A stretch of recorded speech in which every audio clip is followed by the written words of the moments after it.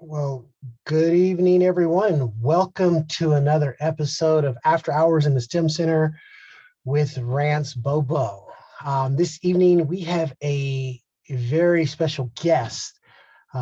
We have a student who is a recent graduate who transferred from Kenyatta 2 years ago.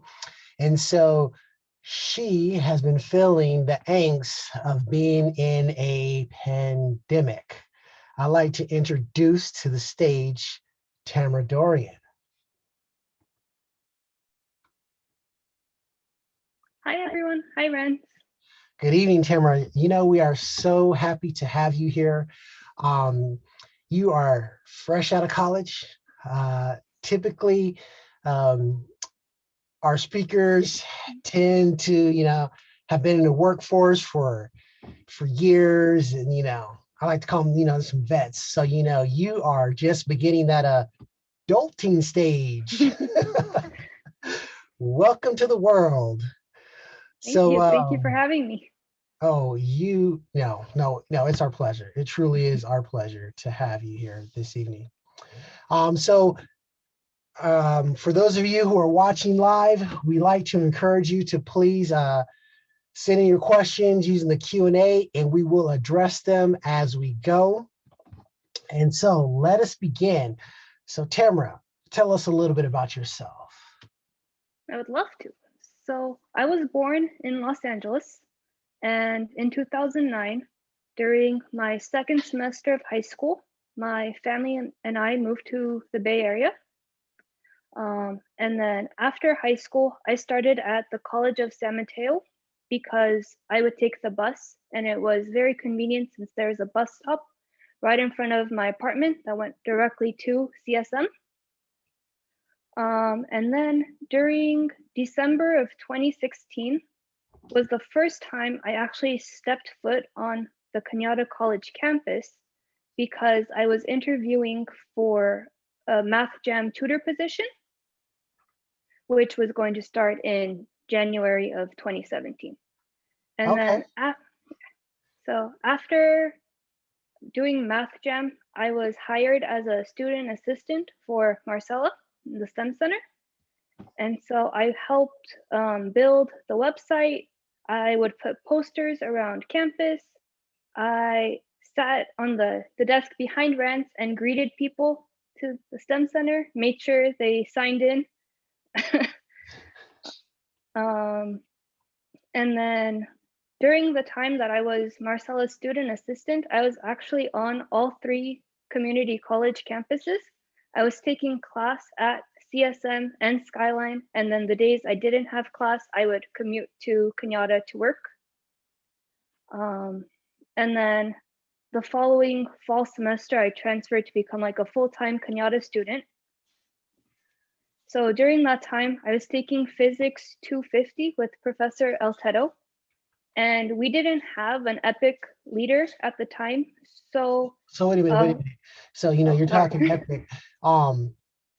What is Epic? And so then what's an Epic leader? An EPIC is an embedded peer instructional cohort. So it's basically a tutor that attends lecture and then after lecture holds study sessions, does practice problems, and goes over concepts to better clarify stuff learned in class. So the STEM Center has a lot of them, I believe, and Josue is in charge of coordinating the epics and tutors. So yeah, at the time I was at Kenyatta, we didn't have an epic leader. So my friends in the class started a study group. We had about 10 or 15 people. We had a giant group chat. And during this like study group, we would meet in the STEM Center, do homework together. Before midterms, we would meet at someone's house and do a whole bunch of practice problems. A lot of these people in my study group became some of my closest friends. And it made me feel like I was like found my family at Kenyatta, even though I wasn't a student there for long. Okay, awesome. And then so, um, so you started this epic for this class, that's pretty good because that's leadership. And also too, you forgot an important part, that we worked together when I you was were a getting to student. that. Oh, okay, whoops, I didn't mean to steal your thunder. Well, Yeah, go ahead, get to that. so after being in the study group, I became a physics jam tutor for the winter session, summer session, and the fall session before I transferred. And while I was at Kenyatta, I was working with Rents. I helped set up the speaker series. I would put the signs up around campus when classes were happening in person instead of online. I would help upload the videos online after the guest speaker spoke. And then I would clean up the signs after each meeting and put them away. So I've worked with a lot of people at the STEM Center. Yeah, I have to say you were a hard worker because when we were on campus, that was some physical work. It really was, and you kept up with it, and you did very well. So it was great. And then so I know when you got to Kenyatta, you like you said, you made a family, and in fact, it's kind of funny because I'm thinking about some of the people that made that you study with, work with, and I'm looking at the who's in attendance. And I can see some of that Kenyatta family, they're watching this broadcast live, even though some of them have transferred. So that's pretty awesome. That's the type of environment that we try to make in the STEM centers, that family, lifelong friends, those connections that just, you build for life. Now at Kenyatta, were you a part of any programs or take advantage of any opportunities that were presented, for you in the STEM center? So took advantage of the epics when they were available for my class and tutoring. I also would use the website to look for internships. And so yes, I did use the services provided at Kenyatta. So did you get any internships?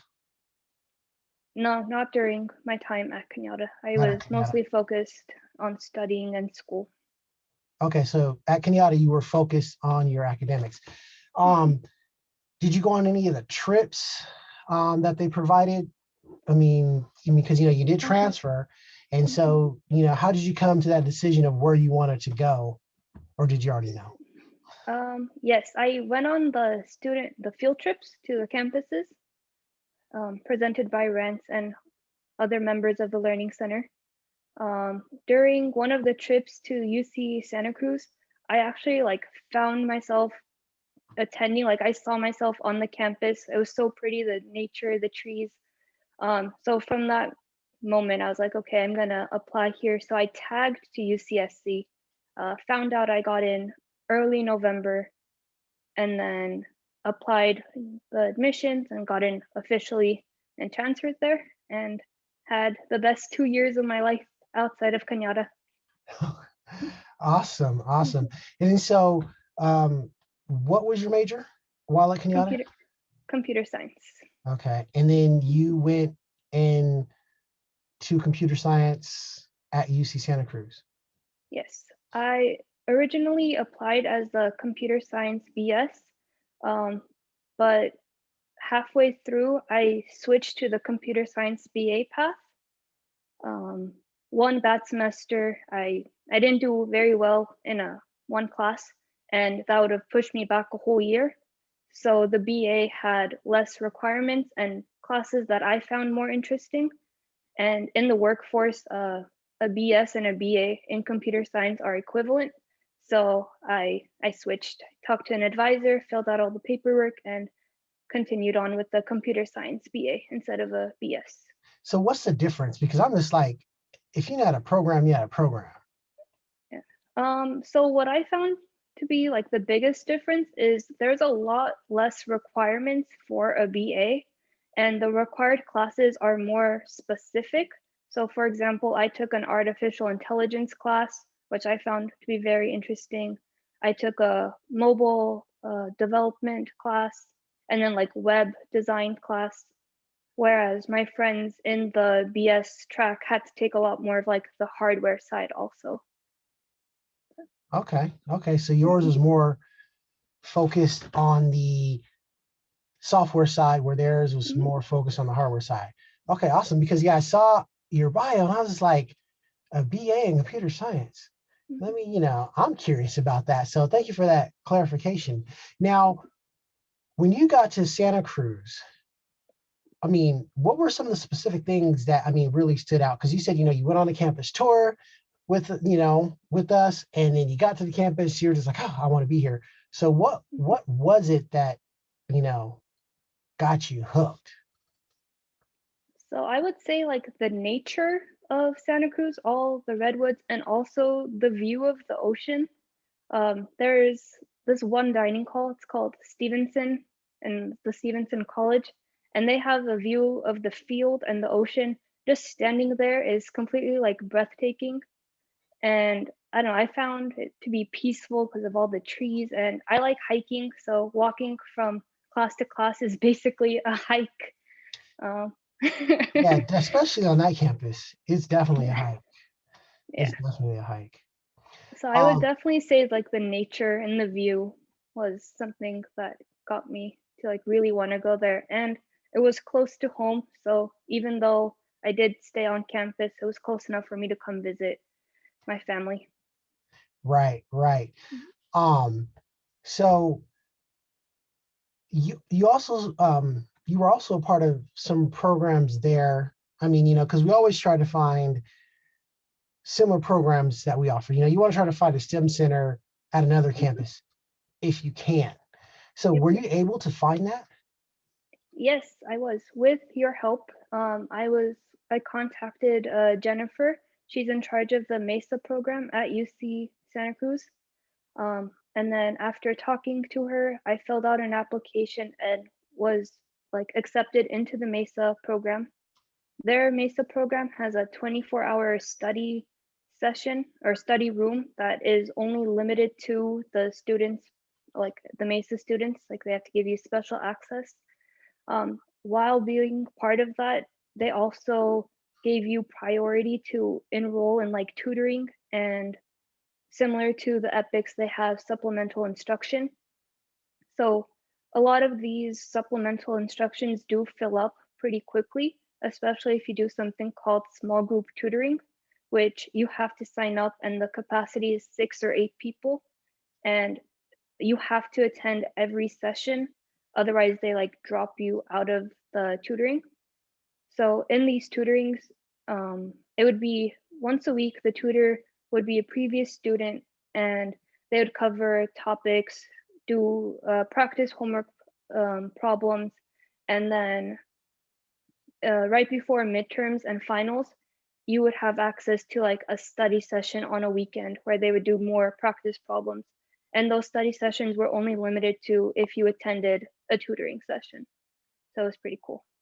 Okay, So because so of the MESA program, I had priority to that, and they also had like they would send out information about internships and conventions, and I attended one convention through the MESA program. It was hosted on campus and it was on a weekend.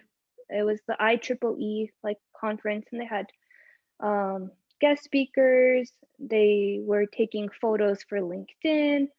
Um, so it was pretty cool because of them. I had that opportunity to hear other guest speakers. awesome, awesome. So, you said you got to Mesa because of the connections you had at the Kenyatta STEM Center. So I'm assuming, in other words, for those who are listening who are at Kenyatta, their best bet is utilize the STEM Center, stay close to the STEM Center, communicate with the STEM Center because, we can help you when you move on. Yes. Okay, Um, perfect.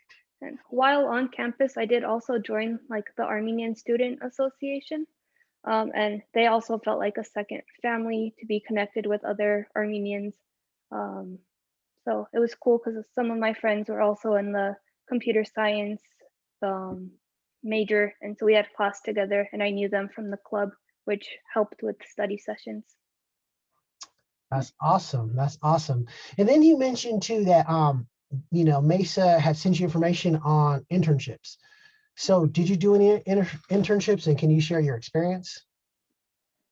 I didn't do any internships until I graduated after UCSC. So a friend and former Kenyatta alumni, Sai, had connections at a startup. So he reached out to me towards the end of spring quarter last year. He's like, oh, would you be interested in this internship? If you are, send your resume. So I sent him my resume. He sent it to his CEO. The company had like 5 or 6 people, so it was pretty small. And I had an interview with the CEO. They were very impressed with me and hired me. So it was an unpaid internship, and I was part of it for about a month. And then since it was unpaid, I was also like applying to other positions, like through LinkedIn or ZipRecruiter. And then one day I applied to a position using ZipRecruiter, and that position ended up being a fraudulent position, but I had already resigned from the internship. And so for a while, from like July to September, I was just had nothing, was applying on my own. So then another friend reached out and was like, oh, I Hold on a have. second. Hold on a second. Before you get to that other friend, let's go back a little bit. Okay, so your spring quarter you did in the pandemic. Yes, I did. Okay, so let's talk about that, because a lot of our viewers, they're in that current situation. So what kept you focused and motivated? Because I know when this pandemic hit, some people kind of bow their heads. It's just like, oh, here we go. So what kept you motivated to finish? That's a very good question. So originally, what kept me motivated was the hope of having like an in-person graduation. So I was like, oh, it's going to be a couple months, and then by June, we're going to have an in-person graduation, but that didn't happen. So what kept me motivated was like just having a daily routine, getting up for classes, changing out of pajamas, and just attending as if it were happening in person.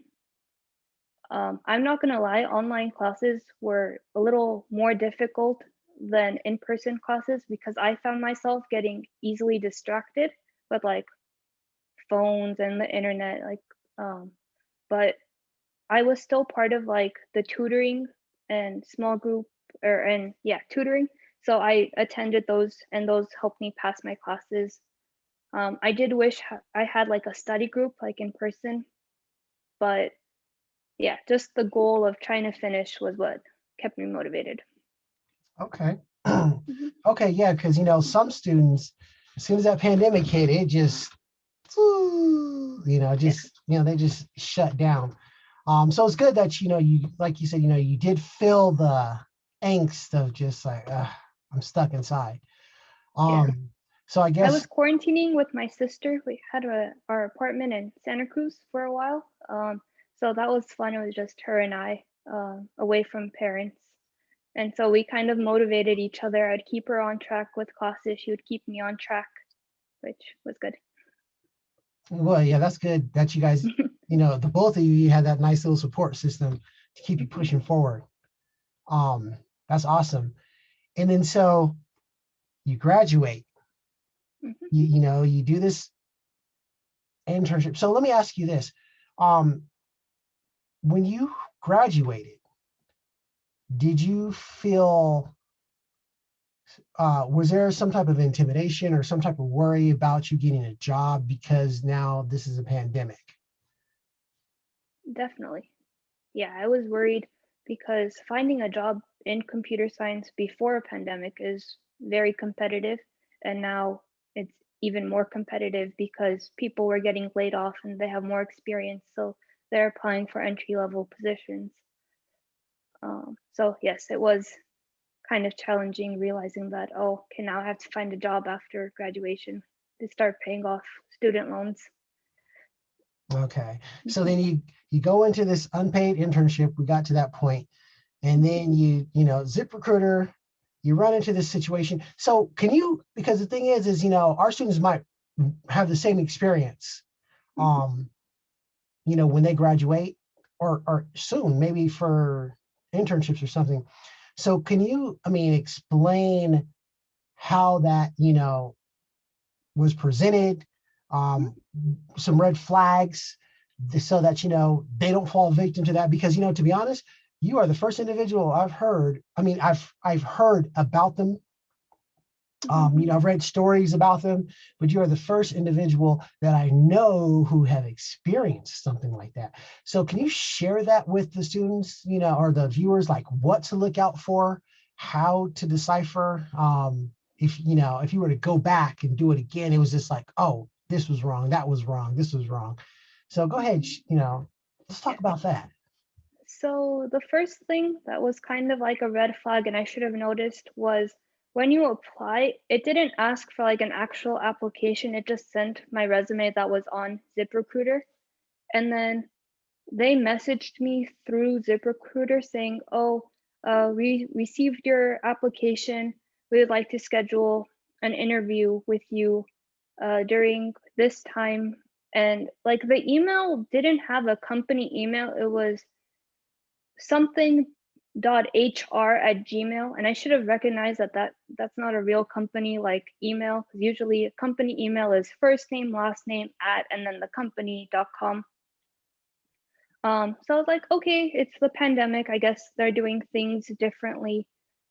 So the next red flag was like the interview wasn't a video interview. They sent me a Word document and they're like, oh, answer all of these questions within the hour and send it back to us. If you have any questions, reach out. So I was like, okay, I'll fill out these questions. The questions seemed pretty standard. What experience do you have? What type of leadership? Stuff like that.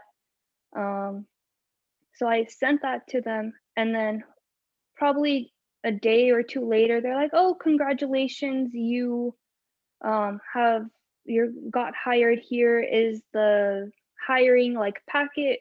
We're gonna send you a check so you can buy equipment like computer and stuff for business. And I was like, okay, this seems kind of weird, but again, we're in a pandemic. They probably are gonna send me a work computer. And so I provided my address. I filled out the forms. I sent them a copy of my ID and social security card. And then we received the check, but I had provided my San Mateo address instead of my Santa Cruz address. And my mom was the one who opened the check, and she's like, the company name doesn't match the one on the check. So we then researched what like this company on the check was, and right there is like, do not cash this check in. It's a fraudulent check. They're gonna send you an empty box. So from there, we figured out that it was completely fake. I blocked the email that I was talking to. I reported it to ZipRecruiter, and they were like, okay, the posting has been removed, so hopefully it doesn't happen again. But just be careful when contacting people. Make sure it's like a company email.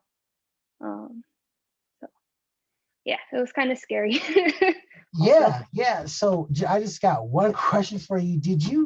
Hopefully you're using like some Equifax something, because they have your social security number. So hopefully you got some type of protection on for that. Yeah. So far, nothing's happened. I don't have any alerts or identity theft. Okay, good. I'm glad you went to that step, because man, once they get to your social security, boy, man, that's kind of crazy. I'm thinking the questions that they asked you, they probably got asked in an interview, that person. So now they're taking those questions and they're going to be using your answers if they ever get interviewed for a job, so to speak. Wow, so that's a pretty scary experience, because you're always encouraged to use these recruiter websites, upload your resume so they can help you find a job. That's a pretty, wow, that's a pretty interesting experience. Never heard Yeah. one. I mean, never had, know someone who went through that experience. And then Yeah. so now after that, you were without a job. And then what did you do? I mean, like, So I was still applying online, like through LinkedIn. I had started a Udemy course to get certified in Salesforce, like Salesforce administration. And then my friend from UC Santa Cruz reached out to me and she's like, oh, this company that I'm working at has an internship opportunity. It is unpaid, but after 3 months, it has the possibility of becoming a full-time paid position. Would you be interested? If yes, send your resume. So I was like, okay, yeah, sounds like a great opportunity. I sent my resume. I had an interview with my friend and um, the CEO of the company. And at first I was like nervous for that, but he was very friendly. He's like, you don't need to be nervous. And so they gave me the internship. I started learning NetSuite, which is the #1 ERP, which is enterprise resource planning platform.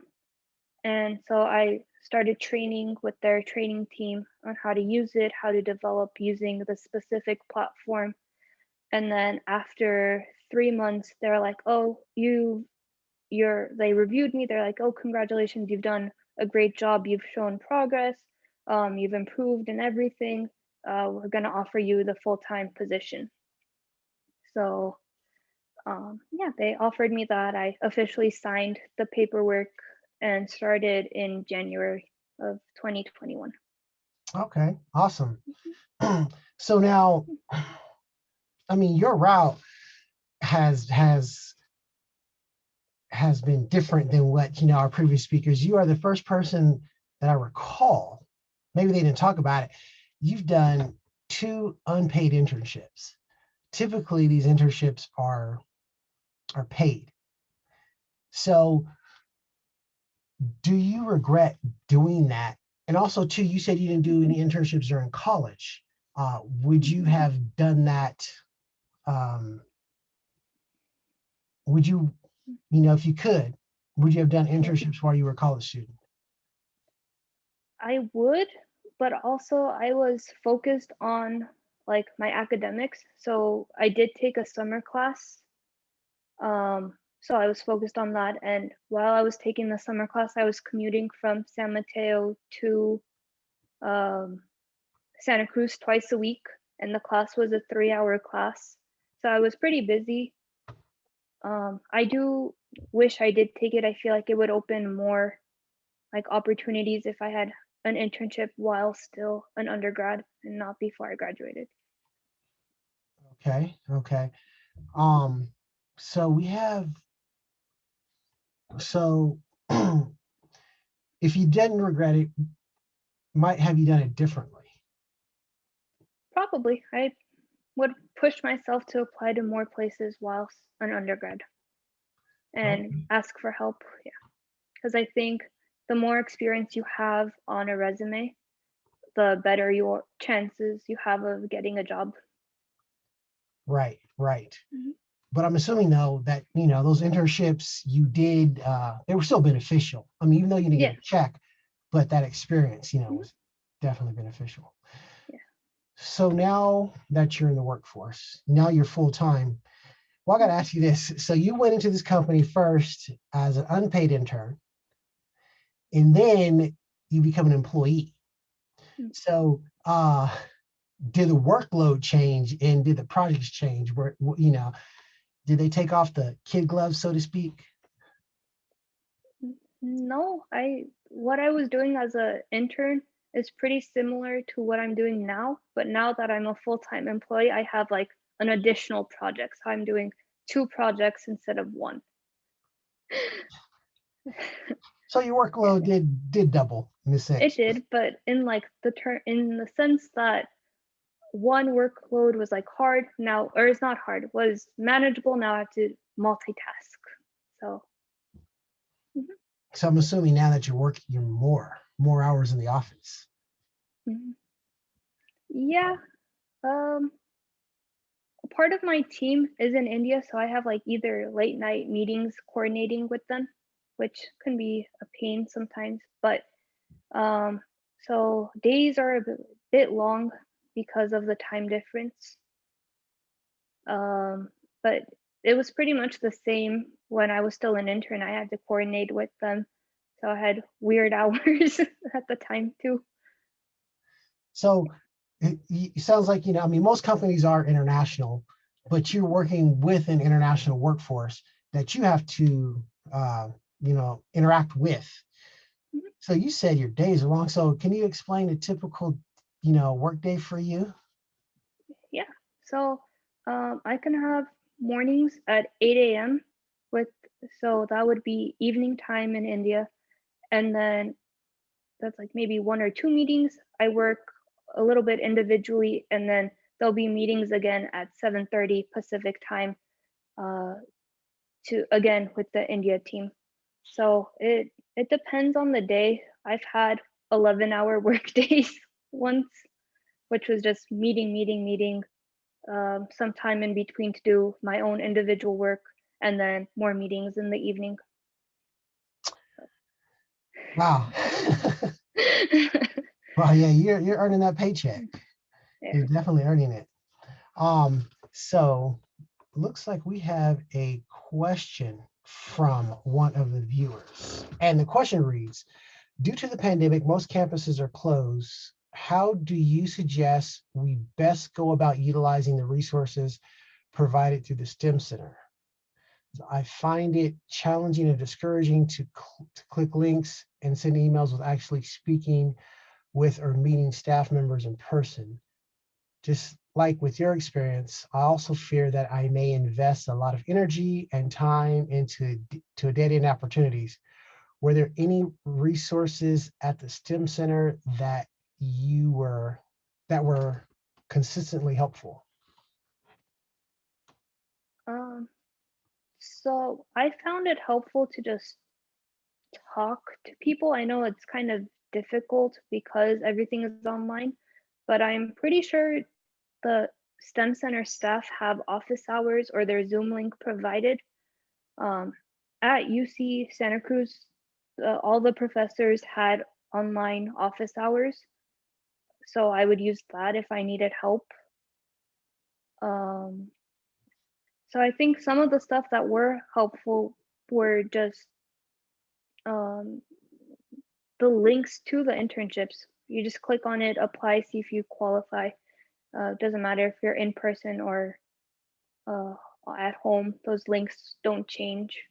Does that answer your question? Yeah, I mean, yeah, this is also too, I would, recommend that if you send an email, you can send an email to myself and then say, hey, I want a Zoom meeting. So that way you can talk to someone. I'm good for setting up Zoom meetings. I prefer Zoom meetings because sometimes when you type things, the meeting can get lost in the translation. So if you want to, talk and I can further help you with some resources at the STEM Center or get you in contact with the person who can help you in that aspect, please feel free to do so. And I'm Rance Bobo. You can find me in the directory. And then we have another question. I think there's also a question in the chat box. Yes. So I'm going to that question. So that question is, do you get interview anxiety or nervous about meeting with people about jobs? And how do you work on your confidence as a new grad? That's a very good question. It's a great question. And yes, I do get interview anxiety. My very first interview for Kenyatta was a phone interview with Sally Heath, and she purposefully made it extra difficult, but I was able to answer all the questions that she asked. One tip is just fake it till you make it, is what I say to myself. I like to write down things that I should be talking about next to me. I have a notepad right now. And just I tell myself to breathe, and that if I make a mistake, there's another opportunity. So yeah, I do get anxiety during interviews, and I'm trying my best to overcome it. Awesome, awesome. Well, hey, you know what? I mean, we all have our skill sets. We all have our skill sets. Um, Excellent question. So if there's keep sending them in. Uh, oh, we have another question. That was a response. Okay. Oh, there is another question. It says, were your pandemic internships in person or remote? If remote, do you have any recommendations on how to better integrate into a group of people who already had experience working together? So yes, both my internships and my current job is remote. We connect through Zoom mostly. Um, I also communicate with Teams and Slack, so that's how I feel like I'm connected to the people on my team. Um, yeah, my current job, the headquarters are actually in Florida, so it is a remote position. And the first internship, their headquarters were in Santa Clara, but they said that eventually, if I were to stay on the team, it would be in person. Okay, so when the pandemic's over, they expect you to go into the office. With the first internship, yes. For this current position, I believe it would still stay remote because our clients are in the Bay Area, so I'd go visit the clients in person. And then you said there's an office in Santa Clara? So the Santa Clara was my very first internship, like my first opportunity that I resigned from. Okay. Oh, okay. Okay.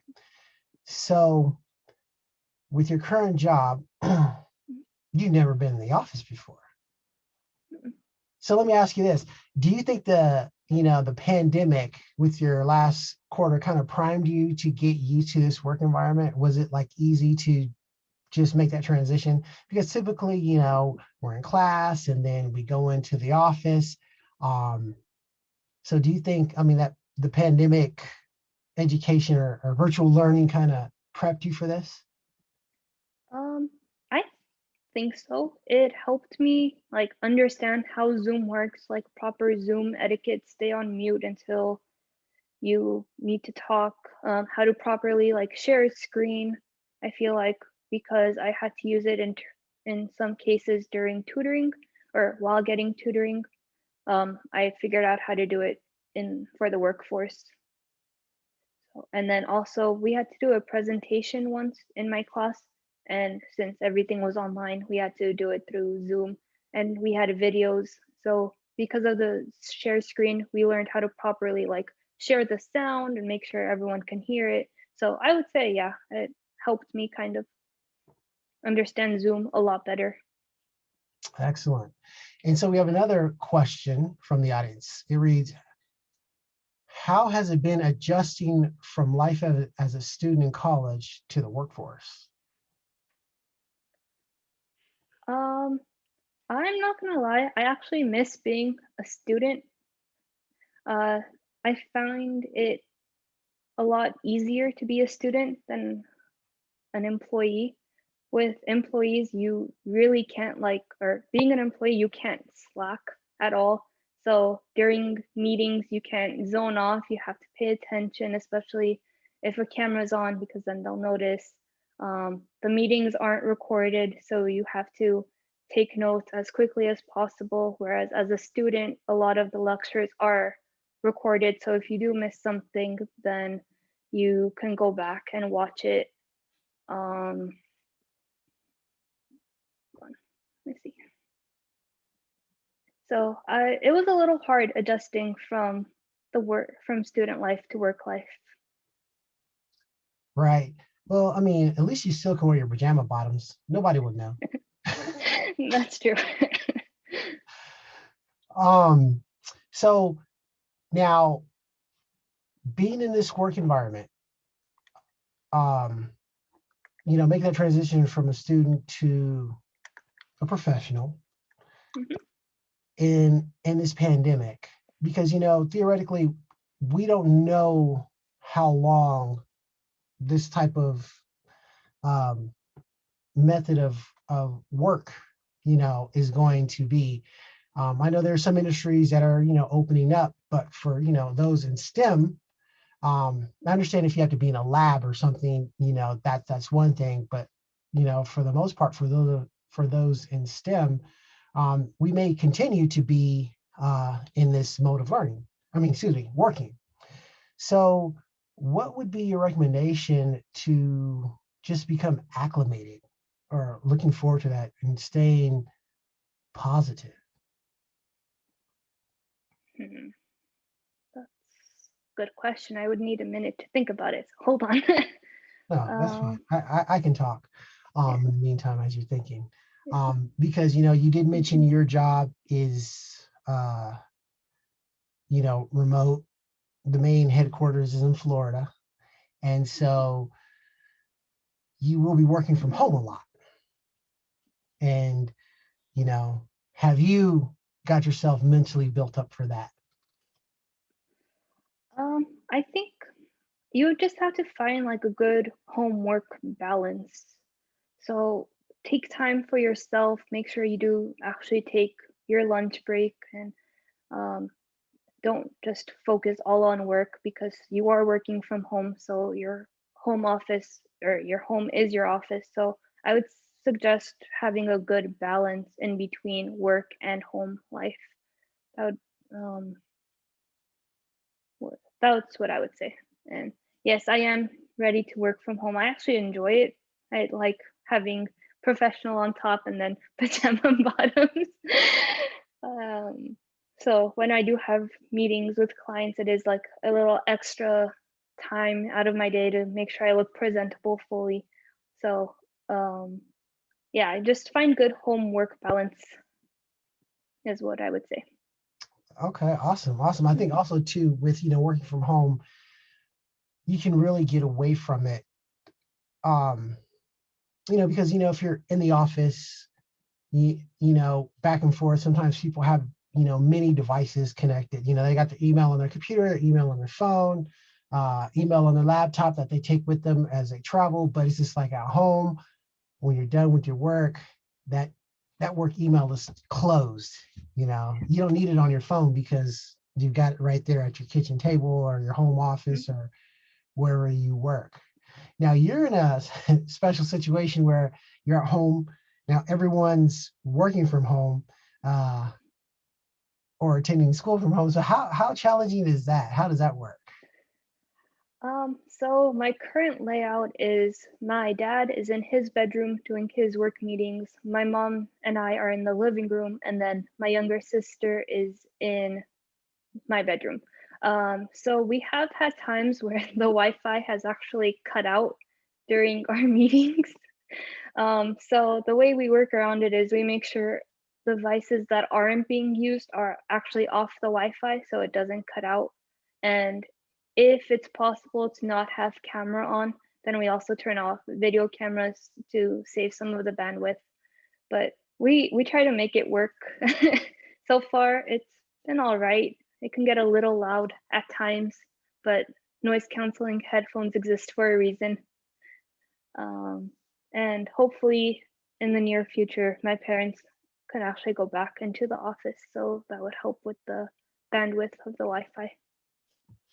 Oh, wow, that's awesome. Wow, oh man, that's horrible. The internet goes out. That's like the end of the world right now in this pandemic Yeah, situation. yeah. That's actually, but that's some pretty good helpful tips. If it doesn't need to be on the Wi-Fi, if you got an iPad, get it off. No one's Mhm. using it, get it off. Yeah. Um, iPad, phone, um, anything that isn't being used or that doesn't need to be used at the moment. We just turn it off and it seems to work. Yeah. okay, awesome. So actually, we got a question from Don Terrell Beverly, who's now transferred and he's still a student, but you guys worked very close together. So his question is, what skill sets, both academically and socially, have you found most to be directly transferable to your professional career? For example, networking, relationship building, communication skills, time management. I believe networking is a good skill set. Communication is extremely important. I'm working on my communication skills to improve for the better. Time management is also very important, especially if you're transferring from a semester system to a quarter system. The quarter systems go by really fast, and with the blink of an eye, it's already time for midterms, and then you blink again and it's time for finals. So I would say all three of those are important, and both academically and professionally. All right. All right. Concise and to the point. Awesome. Um, so another question from Allie, and I believe she is another one uh, uh, of the Kenyatta STEM Center alum who's currently at San Jose State, who's a part of your class. And her question is, how do you take time to care for yourself early in your career? It's a good question. So I enjoy cooking. So on the weekends I cook, and that's kind of like my stress relief. I also would work out. That was like also a way of helping me relax from work. So that's how I take care of, like, make time for myself, and also spending time with my family. So that would mean watching Netflix videos or Netflix shows together, just relaxing and turning off like my work mind and putting it into like personal mindset. Okay, awesome. And so is there anything that you enjoy cooking, like, your favorite? So I like to try to make a new recipe like every weekend. I've been doing a lot of like traditional Armenian cooking lately, which is slightly time consuming but tastes delicious. I've also made banana bread and like a whole bunch of desserts. So anything that sounds yummy, I'll find a recipe for, try it out. That's awesome. Awesome. So, we have another question. So, this is from someone you might know, Dinah Castro. It says, "Hi, Tamara. Good to see you again." And it says, "How do you build a friendship with your coworkers when they live in India?" That's a good question. Um, so since I'm still fairly new, and the meetings I have had with my India team, they have their camera off, so I don't really know what they look like, but I try to just communicate, ask them about their day. I reach out to them through Teams, which is like a messaging app for Microsoft. So I communicate through that, just check in on them, but I'm really close with my friend who lives here in Fremont. We went to the UC Santa Cruz together, who's part of the company. So I message her. We schedule like weekly Zoom meetings to like check in on each other, ask how each other's work week went. So I connect to her mostly through Zoom, and it's cool to have like someone on the inside. Makes work more fun. Yeah, that's a great, I'm glad you mentioned that, because, I was going to ask that later on. So you, you know, you're new, sort of, in this environment, this work environment. And then the fact that you have someone there, how does that transition make you feel? Because, being in computer science, being in STEM, we know STEM is a male dominated field. Of course, we're working on changing that. And you are fresh out of college, and so getting acclimated to that new environment, how's that going? I mean, do you have imposter syndrome, so to speak? I do, but having another female like coworker who's around my same age, she's also a freshly graduated into the workforce. So like we kind of like stick together. Our team is pretty mixed actually in terms of gender. So it doesn't feel like I have that much imposter syndrome. But when I do like a specific project and I feel like I'm falling behind, I do feel like sometimes I don't belong or that I don't live up to my boss's standards who is a male. So sometimes I do feel like I have imposter syndrome, but having a friend helps ease it a little bit. Awesome. Awesome. Excellent. So we're coming close to the close of this episode. So if you had any advice to give students who are currently going through this, virtual learning, it seems like right now some campuses are going to prolong their virtual learning for another semester. Some campuses are going back in person. What advice would you give them just to stay with it? I would say keep pushing through. I know these are hard times, but we will see the light at the end of the tunnel. It will get better. If you do go into in-person learning, take advantage of clubs and take advantage of office hours. Just be involved. I feel like that would help. If you guys are staying online, then also take advantage of the office hours, because a lot of times teachers are just sitting alone in their Zoom rooms for an hour waiting for students to show up and ask questions. Don't be afraid.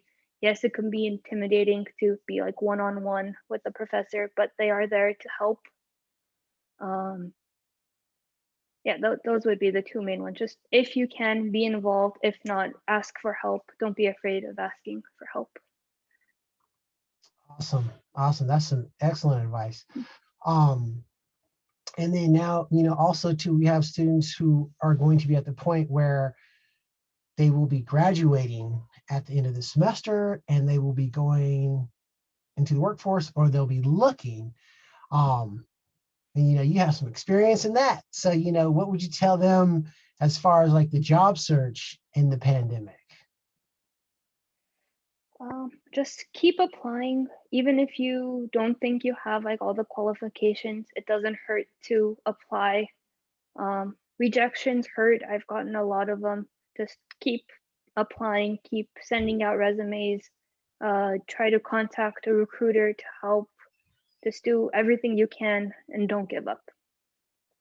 All right. All right. Well, I have to say, Tamara, it has been a pleasure to have you.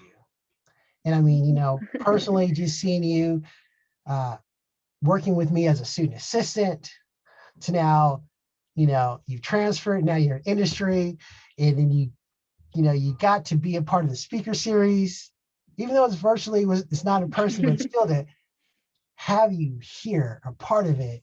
I mean, personally for me, I'm like, oh, that is so cool. I mean, that is so cool. And just to have you, we do appreciate you taking out your time this evening.